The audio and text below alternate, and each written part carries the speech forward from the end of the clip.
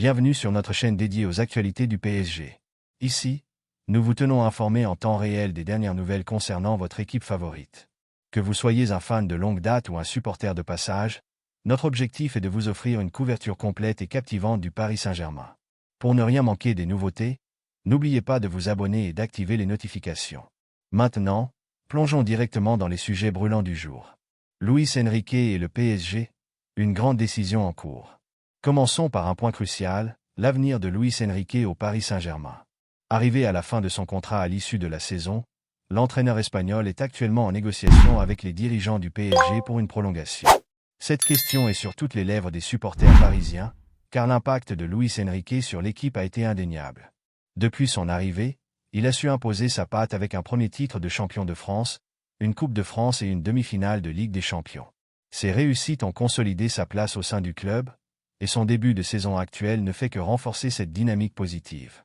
En remportant les 3 premiers matchs de championnat contre Le Havre, Montpellier et Lille, Luis Enrique a prouvé qu'il était capable de maintenir le PSG au sommet de la Ligue 1, tout en abordant la Ligue des Champions avec une approche plus détendue et réfléchie, sans la pression excessive des saisons précédentes.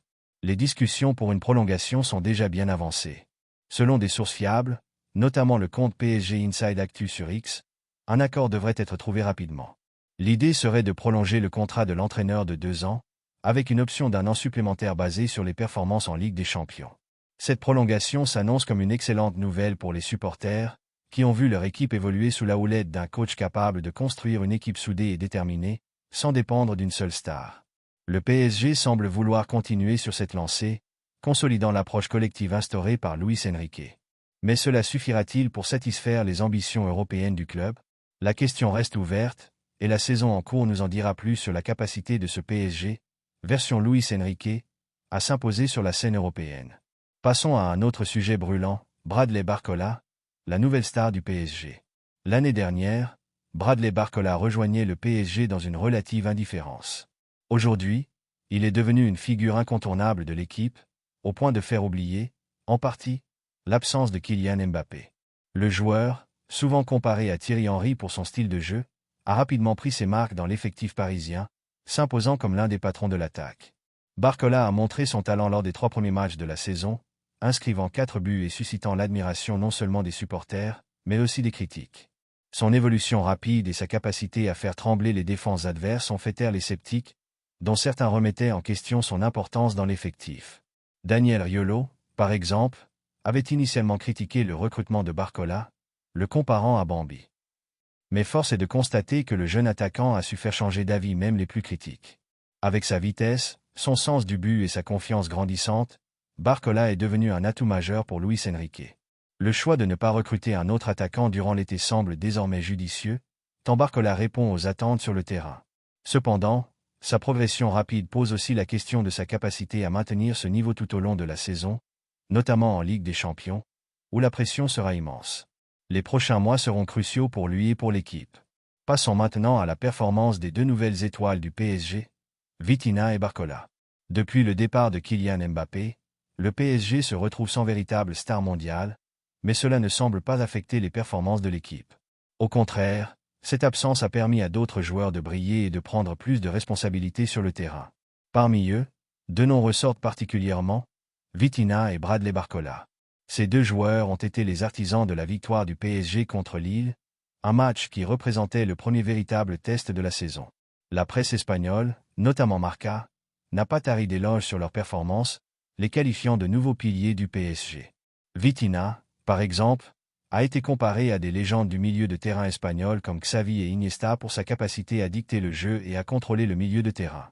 Son influence est telle qu'il est désormais considéré comme l'un des joueurs clés du PSG, capable de changer le cours d'un match grâce à sa vision du jeu et sa technique.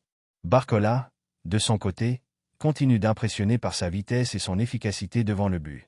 Son style de jeu explosif, combiné à une finition de plus en plus clinique, en fait une menace constante pour les défenses adverses. Cependant, les avis divergent sur ces 2 joueurs. Alors que la presse espagnole loue leur qualité, certains médias français se montrent plus prudents, notamment l'Équipe, qui a attribué une note moyenne à Vitinha après le match contre Lille. Cela soulève une question importante. Comment ces 2 joueurs vont-ils gérer la pression croissante qui pèse sur eux, surtout dans un club où les attentes sont si élevées? Leur capacité à maintenir ce niveau de performance sur la durée sera déterminante pour les ambitions du PSG, tant en Ligue 1 qu'en Ligue des Champions. Abordons maintenant un point de tension. La colère de Lucas Chevalier sur le pénalty de Vitinha.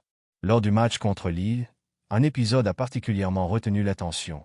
Le pénalty transformé par Vitinha, qui a suscité la colère du gardien lillois, Lucas Chevalier. Ce dernier a vivement critiqué les règles entourant les pénaltys, estimant qu'elles favorisent excessivement les tireurs au détriment des gardiens.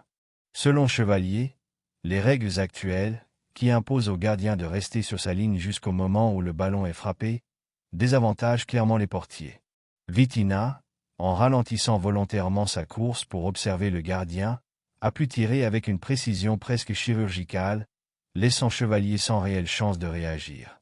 Cette frustration n'est pas nouvelle chez les gardiens, qui estiment depuis longtemps que les règles sont injustes et devraient être revues pour rééquilibrer les forces. Ce débat sur les règles des pénaltys soulève des questions plus larges sur l'équité dans le football moderne. Avec des technologies comme la VAR qui rendent les décisions plus précises mais parfois aussi plus contestées, le rôle des gardiens devient de plus en plus difficile. La colère de Chevalier est donc symptomatique d'un malaise plus profond parmi les gardiens de but, qui se sentent de plus en plus désavantagés par les évolutions récentes du jeu. Reste à savoir si ces critiques aboutiront à une réforme des règles, ou si les gardiens devront simplement s'adapter à ces nouvelles contraintes. Pour conclure, évoquons une polémique. Meunier dézingue l'arbitre sur les réseaux sociaux. Enfin, terminons cette revue des actualités par une polémique qui a éclaté suite au match entre Lille et le PSG. Thomas Meunier, le défenseur belge du LOSC, a exprimé son mécontentement sur les réseaux sociaux après que l'arbitrage ait refusé un but à son équipe pour une position de hors-jeu controversée. Meunier a critiqué ouvertement l'arbitre, estimant que la décision de refuser le but était injuste. Selon lui, le but aurait dû être validé, car il avait touché le ballon, remettant en jeu le joueur lillois Thiago Santos.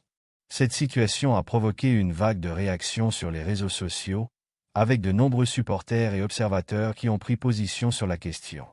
Le président de Lille, Olivier Létang, a également exprimé sa frustration, affirmant que même l'arbitre, Benoît Bastien, avait reconnu son erreur après coup. Cette controverse met une fois de plus en lumière les difficultés de l'arbitrage dans le football moderne, où chaque décision est scrutée à la loupe et peut avoir des conséquences importantes sur le résultat d'un match. L'arbitrage est un sujet sensible, et les critiques de Meunier reflètent un sentiment partagé par de nombreux joueurs et entraîneurs, celui d'une frustration face à des décisions perçues comme incohérentes ou injustes. Cette polémique pourrait raviver le débat sur la nécessité d'améliorer la formation et les outils à disposition des arbitres pour éviter ce genre de situation à l'avenir. Merci d'avoir suivi cette vidéo. N'oubliez pas de laisser vos commentaires et de partager vos impressions. Nous nous retrouvons très bientôt pour de nouvelles actualités sur le PSG. À la prochaine.